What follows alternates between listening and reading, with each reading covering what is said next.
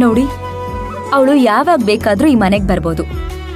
ಅಲ್ಲಿಗೆ ಹೋಗ್ಬೇಡ ಪುಟ, ನಿನ್ ಮೇಡಮ್ ಅವ್ರಿಗೆ ತೊಂದ್ರೆ ಕೊಡೋ ಹಾಗಿಲ್ಲ ಅಂತೆಲ್ಲ ನೀವ್ ಅವಳಿಗೆ ಹೇಳೋ ಹಾಗಿಲ್ಲ.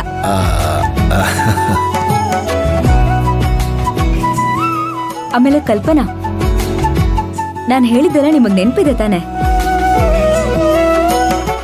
ಹಾ ಮೇಡಮ್, ನೆನ್ಪಿದೆ.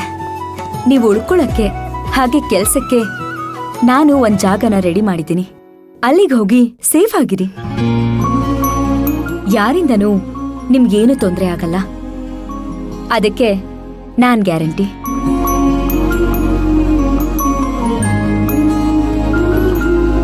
ಆಮೇಲೆ ಮುಂದಿನ ವರ್ಷ ದಿಶಾನ ನಮ್ ಸ್ಕೂಲ್ಗೆ ಸೇರ್ಸೋಣ.